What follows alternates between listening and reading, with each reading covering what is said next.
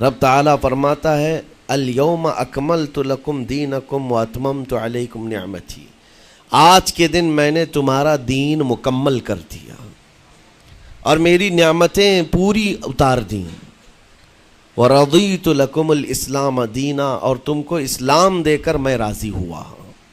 یہ آیت ہے۔ کسی بھی دین کے بارے میں یہ دعویٰ نہیں ہے کہ وہ پورا کمپلیٹ ہے سوائے اسلام کے۔ پہلے جتنے دین آتے رہے بعد میں اور اس میں شوشہ تھا کہ آخری نبی آنے والے ہیں، شریعت پھر بدلے گی۔ موسیٰ علیہ السلام کا زمانہ آیا، ان کی شریعت تھی، پھر اس کے بعد زمانہ تبدیل ہوا، عیسیٰ علیہ السلام کا دور آیا، شریعت بدلی ہے۔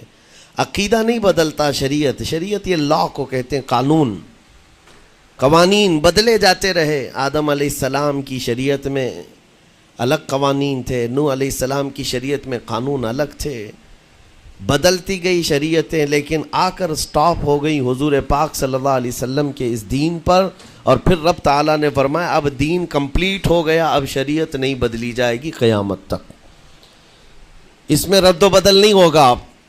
جو حرام ہے وہ قیامت تک حرام رہے گا، جو حلال ہے وہ قیامت تک حلال رہے گا۔ اب کوئی دنیا میں نہیں آئے گا جو اس شریعت میں کوئی نیا حلال پیدا کرے، نیا حرام پیدا کرے۔ حضور اکرم صلی اللہ تعالیٰ علیہ وسلم کا یہ دین کمپلیٹ ہے، مکمل ہے۔ اب آپ سنیے، قرآن پاک نے جب یہ فرما دیا کہ دین مکمل ہو گیا، یہ وعدہ، یہ دعویٰ کسی اور دین میں نہیں ہے، صرف اور صرف اسلام میں ہے، کہ یہاں پیدا ہونے سے لے کر کے وفات تک کے مسئلے اللہ تعالیٰ نے تمہیں بیان کر دیے۔ وَلَا رَطْبٍ وَلَا يَابِسٍ إِلَّا فِي كِتَابٍ مُبِينٍ، کوئی خشکی کی چیز بھی نہیں ہے، کوئی تری کی چیز بھی نہیں ہے جس کو قرآن نے بیان نہ کیا ہو۔ رب تبارک و تعالیٰ نے ساری چیزیں بیان فرما دی، تمہاری شریعت کمپلیٹ ہے۔ آج تمہیں اپنی زندگی گزارنے کے لیے لا، قانون کسی ایرے غیرے کے پاس سے لینے کی ضرورت نہیں، اسلام ہر قانون تمہیں دیتا ہے، چاہے بچوں کے بچوں کے معاملات ہوں، چاہے جوانوں کے معاملات ہوں، شوہر بیوی کے حقوق ہوں، ماں باپ کے حقوق ہوں، استاد شاگرد کے معاملات ہوں، پڑوسیوں کے حقوق ہوں، تجارت کے، لین دین کے، نکاح کے، خلا کے، عدت کے، طلاق کے، سارے مسائل پورا کا پورا تفصیل کے ساتھ اسلام تمہیں دیتا ہے۔ اس طرح کا کوئی لا پوری دنیا میں نہیں ہے جس طرح اسلام کے پاس ہے۔ ظاہر سی بات ہے، جب اسلام کے پاس اتنا بڑا مکمل نظام ہوگا تب تو پھر یہ ٹارگٹ نمبر 1 پوری دنیا میں ہوگا ہی ہوگا۔ یوں ہی اسلام سے لوگ نہیں چڑھتے، یوں ہی اسلام سے نہیں نفرت کرتے۔ ظاہر سی بات ہے کہ حسینوں سے ہی حسد ہوتا ہے، کوڑھی سے کون حسد کرے گا؟ جس کو کوڑ کی بیماری ہو اس سے کوئی حسد نہیں کرتا، ایک حسین دوسرے حسین سے بھی نفرت کرتا، حسد کرتا ہے، یا کم صورت والا اچھی صورت والے سے حسد فطری طور پر کرتا ہے۔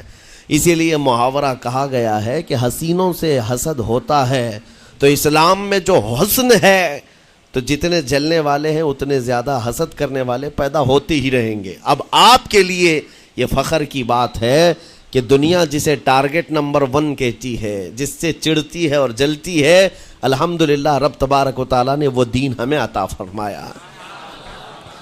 وہ اس لیے نہیں ہے کہ لوگوں کے چڑھنے کی وجہ سے میں فخر کر رہا ہوں، اس لیے کہ میرے دین کے علاوہ کوئی دین ایسا نہیں جو یہ دعویٰ کر سکے کہ ہم کمپلیٹ لا رکھتے ہیں، صرف اور صرف اسلام کے پاس ہے۔ میں یہاں کھڑے ہو کر کے یہ صرف الفاظ کی پھیکم پھاک نہیں کر رہا ہوں، چیلنج ہے یہ۔ پوری دنیا کے کسی بھی ریلیجن کے پاس وہ سارے مسائل نہیں مل پائیں گے جو دین اسلام کے پاس موجود ہیں۔ دین اسلام کے لیے اگر آپ کو میں بتا دوں کہ اس کا جو فقہ کا نظام ہے، مسئلے مسائل، جس کو اگر آپ پڑھنے کی کوشش بھی کریں زندگیاں بیت جائیں، صرف اور صرف ایک چیپٹر پر کتابیں لکھی ہوئی ہیں، صرف نکاح کے مسئلے کتابیں پوری ہیں، صرف طلاق کے مسئلے پوری کتابیں موجود ہیں۔ اتنا وستار کے ساتھ، اتنا تفصیل کے ساتھ کوئی دین نہیں پیش کرتا، صرف اور صرف اسلام ہے۔ یہ باتیں میں آپ کے سامنے کیوں رکھ رہا ہوں میرے عزیز ہو، تاکہ تمہیں یہ احساس ہو کہ اللہ نے کون سی نعمت تمہیں دی ہے۔ اسی آیت میں رب تعالیٰ فرماتا ہے وَأَتْمَمْتُ عَلَيْكُمْ نِعْمَتِي، میں نے اپنی پوری نعمت تمہیں دے دیا ہے۔ پوری نعمت تمہیں دے دیا. احساس کرو کہ اسلام سے بڑھ کر نعمت کیا ملتی تمہیں. اسلام سے بڑھ کر کے کیا نعمت ہے جس میں رب تبارک و تعالیٰ نے تمہیں اخلاق و کردار دیے ہیں, تعلیم کے لیے سارے. آپ کو ابھی اس زمانے میں پروپیگنڈے کے شکار ہو گئے کہ ہم جاہل قوم سے وابستہ ہیں, ہمارے ہاں جہالت زیادہ ہے, ہمارے ہاں بد کرداری زیادہ ہے. یہ عوام کو دیکھ کر کے لوگوں نے پروپیگنڈا بنایا, ورنہ تو ان کی حالت یہ تھی 18ویں صدی تک یورپ والوں کو روڈ بنانے کا طریقہ بھی نہیں معلوم تھا, اسلام نے سکھایا ہے. ان کو پارلیمنٹ میں بیٹھنے کا قانون نہیں معلوم تھا, اسلام نے قانون عطا کیے ہیں. ان کو عدالت چلانے کے معاملے معلوم نہیں تھے, اسلام نے پوری کتابیں پیش کی ہیں. اٹلی اور ڈنمارک جو آج یورپ کی کنٹریز میں شامل ہوتے ہیں, یہاں کے بادشاہوں کے بچے اسلامی علماء کے پاس اندلس میں پڑھنے کے لیے جاتے تھے, عیسائیوں کے, دوسروں کے, انگریزوں کے بچے. اور جب پڑھ کر کے آتے تھے اٹلی اور ڈنمارک میں واپس, تو پورے لوگ ان کو دیکھنے کے لیے بھیڑ لگاتے کہ یہ علماء اسلام سے پڑھ کر کے آ رہے ہیں. دنیا کو قلم پکڑنا سکھایا ہے اسلام نے. آپ کو ابھی میں اس موضوع پر نہیں بات کر رہا ہوں جو اسلام نے پوری دنیا کو دیا ہے. آج یہ جو گھڑی دیکھتے ہیں نا ہر جگہ پوری دنیا کا ٹائم, سب سے پہلے مسلم علماء نے اس کو ایجاد کیا ہے. دنیا کو ٹائم دیکھنے کا طریقہ اسلام نے سکھایا ہے. آپ کو ایک دو نہیں, آج پوری دنیا میں میڈیکل سرجری جو بھی ہوتی ہے, آپ کو پتہ ہے چیر پھاڑ کرنا ہر جگہ ضروری ہو گیا ہے. آپریشن تھیٹر, ساری دنیا جو سرجری کرتی ہے اس کے بیسک قانون بو علی سینا اسلامی عالم کے لکھے ہوئے ہیں. آج بھی امریکہ کی یونیورسٹی میں یہ کتاب داخل ہے, کیلیفورنیا میں. اس اسلامی علماء نے جو پوری دنیا کو دیا ہے وہ ایک الگ ٹاپک ہے. وہ اس کی ترقی اور عروج کا وقت تھا. اسپین میں کیمسٹری میں سب سے پہلے ایجاد کرنے والے علماء موجود ہیں, جابر بن حیان ہیں, جو الجبرا پوری دنیا کو دیا ہے. آج ہر یونیورسٹی, ہر کالج میں الجبرا کا سبجیکٹ ہوتا ہے. کس نے لکھا ہے؟ دنیا کو چلنے کا سلیقہ اسلام نے سکھایا ہے, بولنے کا طریقہ اسلام نے سکھایا ہے. سیاست کے معاملات آپ کو پتہ ہے, پہلے کے دور کی سیاست یہ تھی جو بادشاہ بن گیا اس کا راج ہے, اس کا قانون ہے. اور رات کو خواب میں کوئی چیز دیکھے تو صبح قانون بنا دے گا. بادشاہوں کا مزاج ہے, خواب میں کوئی چیز نظر آ گئی صبح وہ قانون بن گئی. تو یہ تو سلسلہ چلتا تھا پوری دنیا میں. اور آج بھی دنیا اس بات کی قرضدار ہے کہ حقیقت میں سیاست کسی نے سکھائی ہے تو وہ عمر ابن خطاب کی سیاست ہے, صدیق اکبر کی سیاست ہے. خلفائے راشدین نے جو حکومت و سیادت کر کے دنیا کو دکھایا ہے اس کی مثال کوئی پیش نہیں کر سکتا. اسی لیے ہمارے اس دیش کے جانتے ہیں جن کو موہن داس کرم چند گاندھی کہا جاتا ہے, گاندھی جی کو آج سارے لوگ یاد کرتے ہیں. گاندھی نے یہ کہا ہے اپنے دور کے حکومت چلانے والوں کو مثال اگر کوئی دے سکتا ہوں تو ابو بکر اور عمر کی دے سکتا ہوں, کیونکہ یہ کالپنائیں نہیں ہیں, یہ خیالی نہیں ہیں, یہ فیلڈ میں اترے ہوئے لوگ ہیں. وہ صدیق اکبر اسلام نے دیا ہے جس نے پوری دنیا کو فاقہ کشی میں خود رہ کر کے لوگوں کی بھوک مٹانے کا سلیقہ عطا کیا ہے. اس عمر ابن خطاب کو اسلام نے دنیا میں پیش کیا ہے جس عمر فاروق کا حال یہ ہے پورا مدینہ رات کو سوتا ہے اور یہ خلیفہ وقت گلیوں میں گشت کر رہا ہوتا ہے کہ کوئی بھوکا نہ سو رہا ہو. آپ کو پتہ ہے وہ عمر ابن خطاب رات کے وقت گزرتے ہوئے ایک گھر کے قریب سے جا رہے ہیں تو دیکھا ایک مرد باہر بیٹھا ہوا ہے, اندر سے رونے کی آواز آ رہی ہے. اس کے مرد سے پوچھا آپ نے, وہ نہیں پہچانتا تھا. آپ کبھی حجاب ڈالتے کبھی پردہ ڈالتے اور رات کو گلیوں میں مدینے کے گشت کر رہے ہوتے. اس مرد سے پوچھا کیا معاملہ ہے؟ کہا کہ میری بیوی کے بچے کی ولادت کا وقت قریب آ گیا ہے, درد ذہ میں مبتلا ہے اور گھر میں کوئی نہیں ہے, تکلیف ہے. جانتے ہو حضرت عمر فاروق رضی اللہ تعالیٰ عنہ اپنے گھر سے اپنی بیوی کو, اپنی بیٹی کو, اپنی بہو کو بلوایا اور کہا جاؤ یہاں پر گھر میں بچے کی ولادت ہونے والی ہے, اس کی تیمارداری کرو. صبح تک خلیفۃ المسلمین کے گھر کی عورتیں ایک غریب کے گھر کی عورت کی تیمارداری کر رہی ہیں. جب بچے کے ولادت کی آواز آئی سب سے پہلے مبارکبادی دینے والے عمر ابن خطاب ہیں. اس سے کہتے بھائی تمہیں مبارک ہو, اللہ نے بیٹا عطا فرمایا. وہ خوش و خرم ہے کہ میرا کوئی رشتہ دار نہیں ہے, اجنبی رات کو آیا ہے اور مجھے مبارکبادی بھی دیا، میرے گھر کے سارے کام کاج بھی اٹھا لیا اور اپنی پیٹھ پر گھر سے بوریا لا کر کے آٹے اور راشن کا اس گھر میں پہنچایا اور کہا خوش و خرم رہو، اللہ نے تمہارے گھر میں برکت دی ہے۔ صبح اٹھ کر کے وہ لوگوں کو بتا رہا ہے اللہ نے رات کو ایک عجیب فرشتہ بھیجا، میرے گھر میں اکیلی عورت تھی، درد ذہن میں مبتلا تھی، 3 عورتیں بھی آئی اور ایک مرد بھی آیا، رات بھر میرے ساتھ بیٹھا رہا، مجھے کھلایا پلایا بھی، میرے گھر کی تیمارداری بھی کر کے گیا۔ لوگوں نے کہا جانتے ہو کون تھا؟ وہ عمر ابن خطاب امیر المومنین تھے۔ دنیا کو یہ سیاست کا سلیقہ دینے والا اسلام کا وہ عظیم سپہ سالار ہے۔ آج بھی آپ کو میں بتاؤں اٹلی میں اور ڈنمارک میں اور کچھ کنٹریز میں ایک دن منانے کا پرستاؤ پیش کیا جا رہا ہے۔ یہ نہیں کہہ رہا ہوں ریچرڈ کا یا ریمونڈ کا، کوئی جو بڑے بڑے ان کے سپہ سالار ہیں ان کا ایک دن منایا جائے گا، جن کو مطلب کوئی بہت بڑا نوبل پرائز ملا ہو۔ میں یورپین کنٹریز کی بات کر رہا ہوں جہاں وہ اپنے بادشاہوں کے پیدائش کا دن یا ان کے کسی اینیورسری کو منانے کا پرستاؤ نہیں پیش کر رہے، بلکہ یورپ کی یہ 2 کنٹریاں ہیں جو یہ پرستاؤ پیش کر رہی ہیں کہ سال میں ایک دن ایسا منایا جائے جس کا نام صلاح الدین ایوبی ڈے ہونا چاہیے۔ یہاں ہم نہیں کہہ رہے ہیں، دنیا آج بھی اس بات کو تسلیم کرتی ہے، صلاح الدین جیسا جرنیل دیکھا نہیں ہے۔ عزیزان گرامی وقار، یہ چند مثالیں میں آپ کے سامنے رکھا اور اس کے بعد پھر میں تمہیں جھنجھوڑ کر پوچھتا ہوں، اپنے دل پر ہاتھ رکھ کر کے بتاؤ اسلام سے اچھا کوئی راستہ ہے؟ قرآن یہی کہتا ہے وَمَن يَبْتَغِ غَيْرَ الْإِسْلَامِ دِينًا فَلَن يُقْبَلَ مِنْهُ، جو اسلام کے علاوہ دوسرا راستہ لے کر کے آئے گا قیامت کے دن اس کا کوئی قبول نہیں کیا جائے گا، نہیں قبول کیا جائے گا، بلکہ وہ سب سے بڑے گھاٹے میں ہوگا، آخرت کے دن خسارہ اٹھانے والوں میں ہوگا۔ آج تمہارے پاس وہ عقل سلیم اللہ تعالیٰ نے دیا، جس کو تھوڑی بہت شدھ بدھ ہونا، عقل کا استعمال کرتا ہو، وہ بھی اسلام کے متعلق سوچے گا کہ میرے دین میں اتنی اچھائیاں ہیں، آج تک رب تعالیٰ نے مجھے یہ پیشانی کسی کے سامنے جھکنے نہیں دیا۔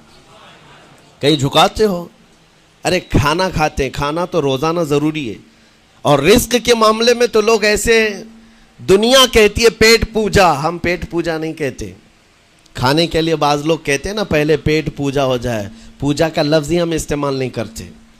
کھانا برتن میں رکھا ہوا ہے، آپ کے گھر میں کھانا لا کر کے دیا جاتا ہے، تو کیا آپ سر جھکا کر چاٹ کے کھاتے ہیں یا لقمے اٹھا کر ہاتھ سے کھاتے ہیں؟ ہاتھ سے کھاتے ہیں۔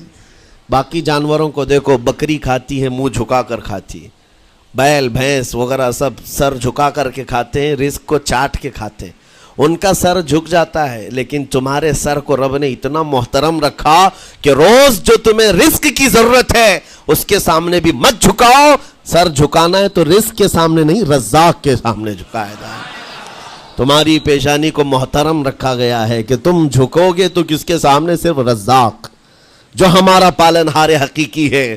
اور حد تو یہ ہے میرے عزیزو، یہ دنیا کی واحد قوم ہے، یہ واحد مذہب ایسا ہے، یہودی ہوں، عیسائی ہوں، ہندو ہوں، کوئی بھی ریلیجن آپ لے کر کے آئیں، جس کو وہ بہت زیادہ مانتے ہیں یا جس کو گاڈ کہتے ہیں یا جس کو بھگوان کہتے ہیں، ان کی صورت بھی ہوگی، مورت بھی ہوگی، اور سامنے دیکھتے ہیں اور جھکتے ہیں، عبادت کرتے ہیں۔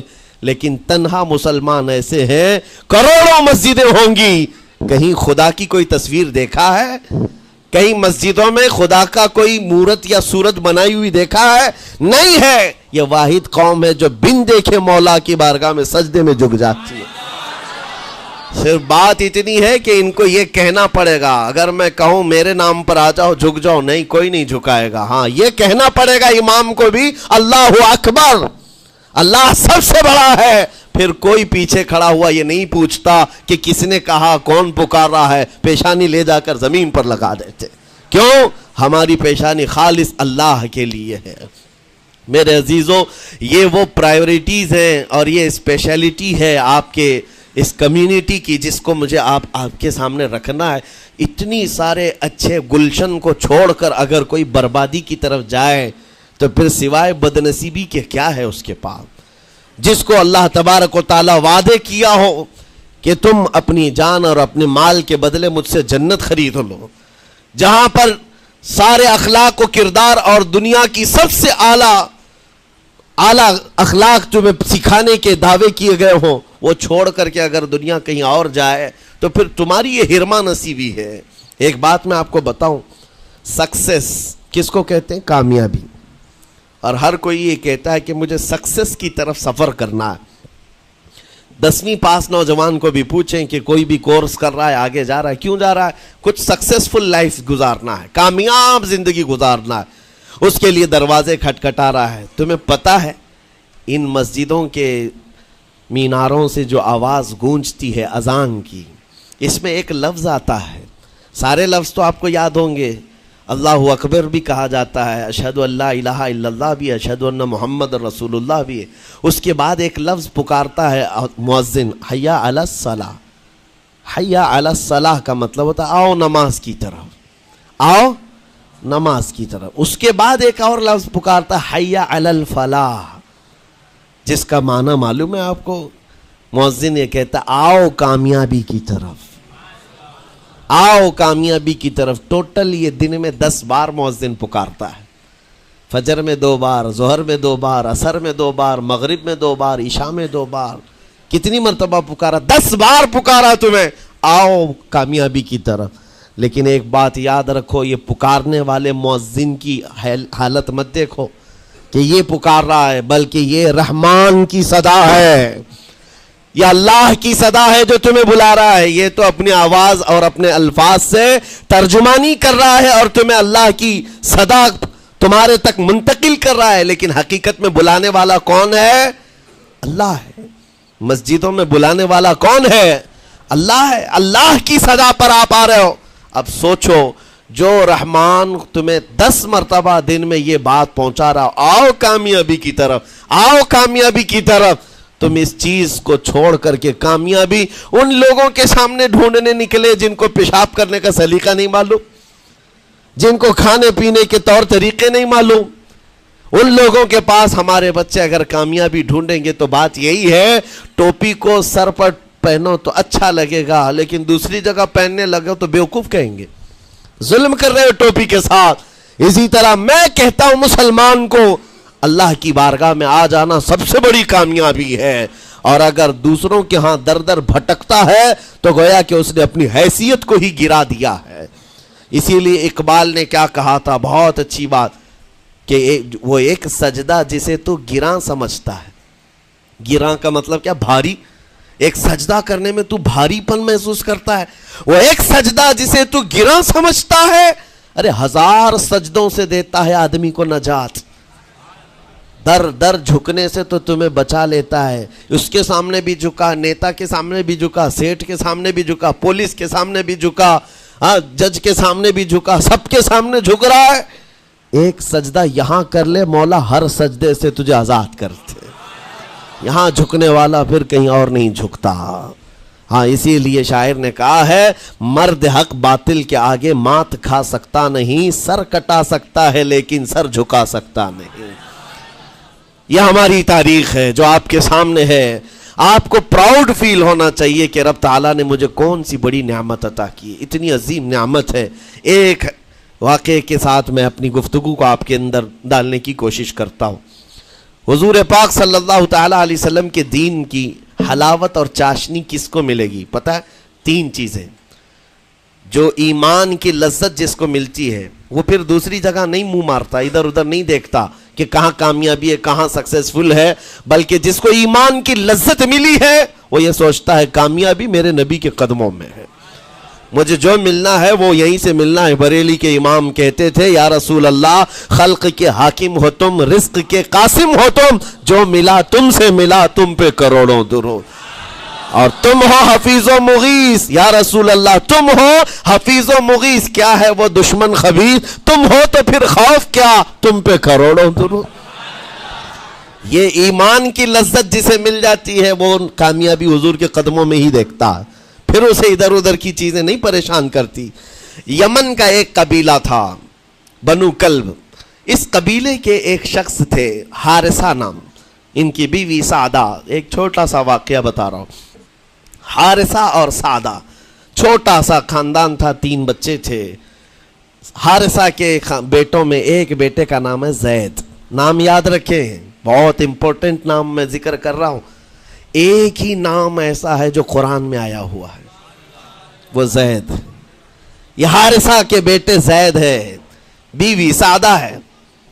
یہ حارثہ اور سعدہ 3 بچوں کے ماں باپ تھے, ہنسی خوشی زندگی گزار رہے تھے. سعدہ ایک دن اپنے بچوں کو لے کر اپنے مائکے جا رہی تھی.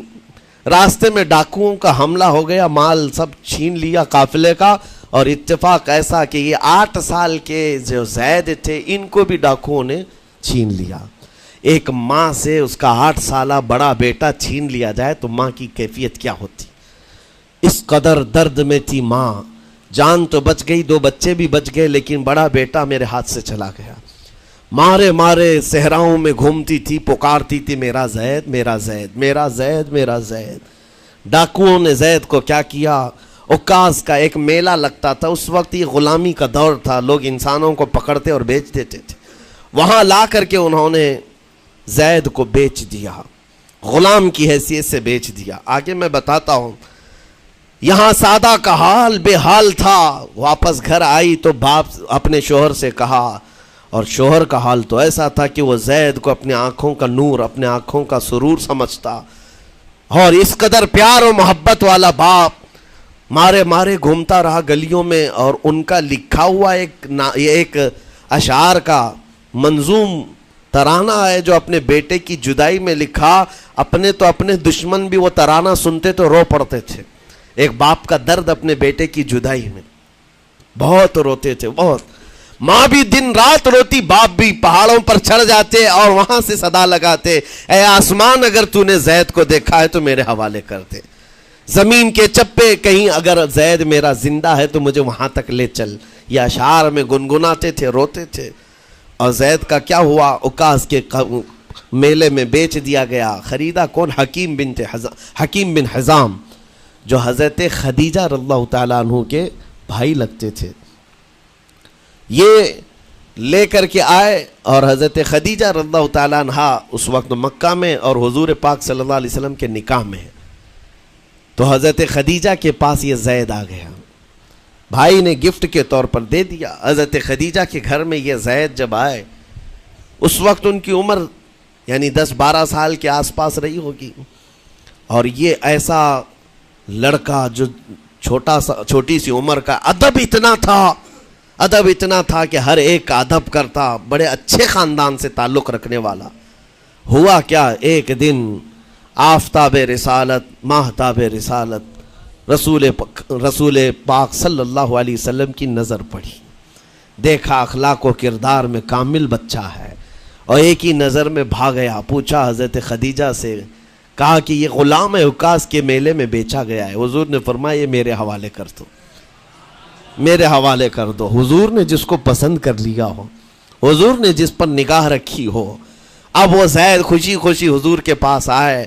نبی پاک صلی اللہ تعالیٰ علیہ وسلم ان کے اخلاق سے بڑے خوش تھے, اور اس کے بعد محبت بھی ایسی دی, ایسی شفقت دی کہ زید کو نہ باپ کی خبر تھی نہ ماں کی خبر تھی. جو کچھ تھا وہ رسول اللہ کے پاس تھا. حضور پاک صلی اللہ تعالیٰ علیہ وسلم کی تربیت میں دن گزرتے گئے, بڑے ہو گئے, یہاں تک کہ 16 سال کی عمر تھی. ایک دن حج کے موسم میں یمن کا بنو کلب خاندان آیا ہوا تھا, اور وہاں حج کے دوران وہ لوگ زید کے باپ حارثہ کے لکھے ہوئے اشعار پڑھ رہے تھے اور لوگوں کو رلا رہے تھے. ایک ہمارے قبیلے میں باپ ہے جو بچھڑے ہوئے بچے کی یاد میں روز روتا ہے, اس کے اشعار تو سنو. لوگ سن کر کے رو رہے تھے, یمن کا کوئی ایسا باپ ہے جو یوسف گم گشتہ کی خبر میں رویا کرتا ہے. یہ لوگوں کی بھیڑ لگی تھی, اسی کے سامنے سے زید کا گزر بھی ہو رہا تھا. بنو کلب کے لوگوں نے زید کو دیکھا, پہچان لیا, یہی تو وہ بچہ ہے جس کی یاد میں اس کا باپ روتا ہے. اور اس کو بلایا اور کہا تیرا نام, کہا زید. باپ کا نام حارثہ, کہا یہی تو ہے جس کے غم میں پورے اشعار پڑے جا رہے یمن میں. زید سے کہا تجھے پتا ہے تیرے باپ کا رو رو کر کے کیا حال ہو گیا؟ تیری ماں صحراؤں میں آواز دیتی ہے, پہاڑوں پر چڑھ جاتی ہے. ایک بچے کے لیے اس کے ماں باپ کی جدائی بتا دینا کتنی بڑی بات تھی. میرے عزیزوں, سالوں کی یہ گم گشتہ خبر پھر سے واپس مل گئی ہے. زید نے کیا کہا کہ اب میرے ماں باپ سے جا کر کہہ دیں کہ رونا دھونا بند کریں، اونٹوں کی طرح ادھر ادھر بھٹکنا بند کریں، انہیں میرا سلام پہنچائیں اور کہیں انہوں نے جہاں مجھے دیکھنا تھا اس سے بہتر جگہ میں ہوں، اس سے بہتر جگہ میں ہوں۔ یہ بنو کلب خاندان گیا یمن، جا کر کے باپ سے کہا، حارثہ سے اور سعدہ سے، خبر تمہارے لیے اچھی لائے، تمہارا گم ہوا بیٹا جو پچھلے 10-12 سالوں سے تمہیں نہیں مل رہا تھا وہ حرم کعبہ کے پاس ہمیں نظر آیا ہے، غلام بنا کر لوگوں نے بیچا ہے اسے، لیکن وہ ایک ایسے حسین و جمیل کی غلامی میں ہے، ایک ایسے حسن والے کی غلامی میں ہے کہ زید وہاں سے ہٹنا نہیں چاہتا۔ باپ نے کہا میرے کلیجے سے پوچھو مجھ پر گزرتی کیا ہے، اس کی ماں سے پوچھو، ایک نظر دیکھ لے گا وہ واپس ہماری جھولی میں آ جائے گا۔ دوڑتے دوڑتے یمن سے گھنٹوں یعنی جو مہینوں کا سفر تھا دنوں میں طے کر کے پہنچے، مکہ آئے، جیسی آئے تو رسول پاک صلی اللہ علیہ وسلم کو ڈھونڈا، حضور پاک مل گئے تو دھاڑے مار مار کر باپ رونے لگا اور کہا کہ اے محمد صلی اللہ علیہ وسلم، ہم نے آپ کے متعلق سنا ہے یتیموں کے والی ہیں، آپ کا دل بہت بڑا ہے، مجھ باپ کے اوپر رحم کیجئے، برسوں سے اپنے بچے کے لیے ترس رہا ہے، میں اور میری بیوی تڑپتے ہیں، صحراؤں میں آواز دیتے ہیں۔ حضور نے پوچھا ہوا کیا ہے تمہارے ساتھ؟ کہا ہمارا بیٹا گم ہو گیا تھا، برسوں ہو گئے تھے، لیکن سنا ہے وہ یہاں رہتا ہے۔ حضور نے پوچھا کیا نام ہے اس کا؟ کہا زید اس کا نام ہے، میرا نام حارثہ ہے۔ حضور پاک صلی اللہ علیہ وسلم کے محبوب زید کے بارے میں پوچھ لیا، حضور جس سے خود محبت کرتے ہو، حضور جس سے محبت کرتے ہو، باپ نے پوچھ لیا۔ حضور نے فرمایا کہ ٹھیک ہے، میں ایک باپ کے کلیجے سے اس کے بیٹے کو الگ نہیں کر سکتا، ماں سے اس کے بیٹے کو جدا نہیں کر سکتا، لیکن بات اتنی ہے کہ زید کو بلایا جائے، فیصلہ اس کے ہاتھ میں ہے، فیصلہ اس کے ہاتھ میں ہے۔ میں زید کو بلاتا ہوں، غلام تھے اس وقت، حضرت زید کو بلایا گیا اور اس وقت بھری جوانی والا زید ہے، جیسی ہی آئے پہلی نظر باپ کو دیکھا، ماں کو دیکھا، ماں باپ تو چیخ پڑے ہمارا زید مل گیا، ہمارا زید مل گیا، لیکن کمال کی بات میں دیکھتا ہوں ایسی دیوانگی پوری دنیا میں نہیں ہے۔ زید نے دیکھا اپنے ماں اور باپ کو، لیکن اسی وقت اپنی آنکھیں جھکا لی اور حضور کی طرف کر لیا، کہا نہ ادھر پہلے حضور پاک صلی اللہ علیہ وسلم کی طرف۔ حضور نے دیکھا کہ زید ماں باپ کی طرف دیکھ نہیں رہے ہو، جو رو رو کر کے برا حال کر چکے ہو۔ حضور نے زید سے کہا پہچانتے ہو؟ کہا ہاں حضور یہ میرے باپ ہیں اور یہ میری ماں ہے، یہ میرے چچا ہیں۔ حضور نے فرمایا پھر ملتے کیوں نہیں ہو؟ کہا سرکار اگر اجازت ہو تو ملوں گا، برسوں کا بچھڑا ہوا جوان ہے، آپ اجازت دو تو میں ملوں گا۔ نبی پاک صلی اللہ علیہ وسلم نے فرمایا جاؤ تمہیں اجازت ہے۔ جیسی گئے اس منظر کو جو بیان کیا گیا ہے میرے عزیزوں، ہم پڑھتے ہیں تو آنکھیں بھیگ جاتی ہیں۔ ماں لپٹ کر کے اپنے بچے کو ہر جگہ چوم رہی ہو، باپ سینے سے لگا کر کے دھاڑے مار کر رو رہا ہو، پہلے تو غش کھا کر گر گیا تھا، پھر افاقہ ہوا، یہ دردناک منظر تھا۔ اس کے بعد زید بن حارثہ کو کیوں نہ تکلیف ہو، غم کیوں نہ ہو، ماں باپ بچھڑے ہوئے اتنے سالوں کے بعد دیکھنے کو ملے، دل پر کیا بیت رہی ہوگی۔ میری ماں وہی جو مجھے خشکیوں میں پالا کرتی، تریوں میں پالا کرتی، میرا باپ وہی جو خون پسینے کی کمائی سے مجھے کھلایا تھا، آج آ گیا ہے۔ حضور پاک صلی اللہ علیہ وسلم نے کہا زید یہ جو جذباتی منظر ہے اس کو ختم کر کے اب اعلان کر دو کہ تمہاری ماں آئی ہے تمہیں یمن سے لینے کے لیے، تمہارا باپ آیا ہے، تمہارا چچا آیا ہے تمہیں یمن سے لینے کے لیے، میں نے فیصلہ تمہارے حوالے کر دیا ہے، میں اپنے غلامی سے تم کو آزاد کر دیتا ہوں، تم بغیر کوئی فدیہ لیے ہوئے، بغیر کوئی پیسہ لیے ہوئے، اس وقت اپنے غلام کو کوئی چھوڑتا نہیں تھا، لیکن تمہاری ماں کا درد دیکھا نہیں جا رہا، میں آزاد کر دوں گا بغیر کسی فدیہ کے، تو اپنی ماں اور اپنے باپ کے پاس جا سکتا ہے۔ اتنا حضور کا فرمان، آزاد کر دینا مکہ میں آسان نہیں تھا، بیٹے کو آزاد کیا حضور پاک صلی اللہ علیہ وسلم نے، تب جانتے ہو وہ کمال کا بیٹا ہے زید بن حارثہ۔ اسی وقت اپنی ماں کو دیکھتے ہیں، باپ کو دیکھتے ہیں، چچا کو دیکھتے ہیں، اور اس کے بعد مکہ والے یہ منظر دیکھنے کے لیے جمع تھے، مخاطب ہو کر کے کہتے ہیں اے سارے مکہ والوں گواہ ہو جاؤ، میں اپنی زندگی حضور محمد مصطفیٰ کے لیے وقف کر دیا ہے، میں نے محمد عربی صلی اللہ علیہ وسلم کے لیے زندگی وقف کر دی ہے، نہ مجھے یمن جانا ہے، نہ مجھے بنو کلب جانا ہے۔ ماں اور باپ دیکھتے رہ گئے۔ باپ نے پوچھا زید آزاد کیا گیا ہے اور آزادی کی زندگی کو چھوڑ کر تو غلامی کی زندگی کو قبول کر رہا ہے۔ زید بن حارثہ نے اس وقت تاریخی جملہ کہا تھا، کہا بابا آپ نے جتنی شفقت کی ہوگی یا 1000 ماں باپ مل کر اپنے بیٹوں پر جتنی شفقت نہیں کیے ہوں گے اس سے زیادہ شفقت محمد الرسول اللہ نے کیا ہے۔ میں 1000 آزادیوں پر اس ایک غلامی کو، میں 1000 آزادیوں کو قربان کرتا ہوں اس ایک غلامی پر، میرے لیے زندگی بھر یہ غلامی کافی ہے۔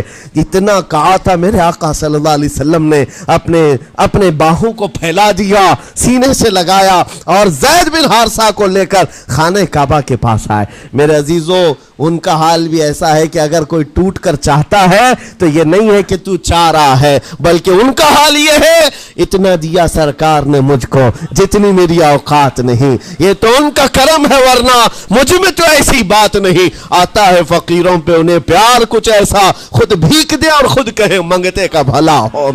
حضور اکرم صلی اللہ علیہ وسلم زید بن حارثہ کو پکڑتے ہیں، خانہ کعبہ کے پاس لے آتے ہیں، ہجوم جمع تھا، مکہ والے سب کھڑے تھے۔ تب نبی پاک صلی اللہ علیہ وسلم اعلان کر کے کہتے ہیں اے مکہ والوں سن لو، آج سے زید کو میں نے آزاد کیا ہے، اور صرف آزاد نہیں، آج سے یہ میرا وارث ہے اور میں اس کا وارث ہوں، یہ میرا بیٹا ہے۔ حضور نے تنہا ایک ہی صحابی کے لیے کہا یہ میرا بیٹا ہے۔ اور اس کے بعد زید بن حارثہ کو لوگ جو مکہ میں پکارتے تھے زید بن محمد کہتے تھے، محمد کا بیٹا زید، رسول پاک صلی اللہ علیہ وسلم کے بیٹا ہونے کا شرف پایا ہے۔ میرے عزیزو یہ جنہوں نے حضور صلی اللہ تعالی علیہ وسلم کے دربار کا ایک بار مزہ چکھ لیا تو وہ پھر یوں ہی کہتا ہے پھر کے گلی گلی تباہ، ٹھوکریں سب کی کھائی کیوں، دل کو جو عقل دے خدا تیری گلی سے جائے کیوں۔ حضور پاک کی گلی میں جو ایک بار مزہ لے لے وہ پھر دنیا کی ٹھوکریں نہیں کھاتا۔ اسی لیے آج تم سب کے لیے میرے عزیزو ایک ہی فرمان میرے آقا صلی اللہ تعالیٰ علیہ وسلم کا سنا کر رخصت ہوتا ہوں۔ ایمان کی حلاوت اس کو ملتی ہے جو اپنی زندگی میں سب سے زیادہ اللہ اور اس کے رسول سے محبت کرتا ہے، اللہ اس کے رسول سے محبت کرتا ہے۔ اور دوسری چیز یہ بھی ہے کفر میں جانے کو ایسا ناپسند کرتا ہو جیسے آگ میں ہاتھ ڈالنے کو ناپسند کرتا ہے۔ کفار و مشرکین کے میلے آج لگ رہے ہوں گے لیکن تمہارا امتحان ہوگا، 31 نائٹ آنے والی ہے، یہ آزمائش کی رات ہے۔ لوگوں کو دیکھا جائے گا کہ تم کون سی عیاشیوں میں جاؤ گے، تم اس رات کو کیا دنیا داروں کو دیکھ کر ان کے پیچھے بھاگ جاؤ گے۔ ایک بات یاد رکھو، شیروں کو جس کام کے لیے پیدا کیا گیا اسی کام پہ رہنا چاہیے، اور شیر اگر اپنا کام بھول جاتا ہے تو کتے اس کے اوپر لگ جاتے ہیں۔ تمہارا کام کتوں کی طرح بھونکنا نہیں ہے، تمہارا کام شیروں کی طرح دھاڑنا ہے۔ میرے عزیز محمد عربی صلی اللہ علیہ وسلم کے وہ شیر جو گٹر اور نالی کے لیے نہیں پیدا کیے گئے، اعلیٰ اخلاق و کردار کے لیے پیدا کیے۔ تم امت محمدیہ خیر امت ہو، شراب پینے کے لیے نہیں، جوا کھیلنے کے لیے نہیں، تاش کے پتوں پر مال اڑانے کے لیے نہیں، غلط نگاہوں کو پھیلانے کے لیے نہیں، آوارہ گردی کے لیے نہیں پیدا کیے گئے۔ تمہاری نسبت رسول اللہ سے ہے، اتنی بات یاد رکھو۔ اللہ نے مجھے خیر امت کہا ہے، میری آنکھیں اٹھ رہی ہیں تو فرشتے بھی دیکھ رہے ہیں، رب تعالیٰ دیکھ رہا ہے میرے چلنے پھرنے کو۔ رب تبارک و تعالیٰ اس کے علم سے کوئی ایک ادا بھی میری بے خبر نہیں ہے، غافل نہیں ہے۔ اس لیے عزیزان گرامی وقار تمہارے اس آنے والے نئے سال کی کیسے آپ اوپننگ کرتے ہو، کیسے اس کی ابتدا کرتے ہو، یہ تمہارے ہاتھ میں ہے۔ گناہوں کی لذت کے ساتھ اپنی زندگی کا ایک نیا سال شروع کر رہے ہو، یا پھر رب تبارک و تعالیٰ کی تسبیح و تہلیل اور مصطفیٰ کریم کے قدموں میں درود بھیج کر اپنے نئے سال کی ابتدا کرتے ہو۔ میں تو یہ اعلان کرتا ہوں اگر میرا یہ میسج سب تک پہنچ جائے کہ ہم نے بہت ساری عیدیں منائی ہیں، بہت ساری محفلیں منائی ہیں، ہم عید میلاد النبی کے نام پر جلسے جلوس سب کرتے ہیں، ہم 11ویں کے نام پر غوث پاک کے جلسے سجاتے ہیں، اعلیٰ حضرت کے نام پر، غریب نواز کے نام پر جلسے کرتے ہیں، لیکن دنیا ایک عید مناتی ہے ہیپی نیو ایئر کی، 31 نائٹ کی۔ میرے عزیزوں ہم نوجوانوں سے کہتے ہیں اس عید کو دنیا کی عید ہے، اس کو بدل کر کے ہم ناموس رسالت کے لیے وقف کیوں نہ کرتے ہیں؟ ہم بھی اپنی مسجدوں میں رات کو آ جائیں، ساری مسجدیں یہ سال کے اختتام کے وقت کھل جائیں عشاء کے بعد، اور ہر مسجد اس بات کا خیال کرے کہ ہمارا وہ نوجوان آج کہیں عیاشی پر نہ جائے، اپنے سال کی اختتام اور ابتدا ہو رہی ہو، یہ ہم کو پتہ نہیں، ابھی تو ہم بیٹھے ہیں، اگلے سال تک ہم رہیں گے کہ نہیں رہیں معلوم نہیں۔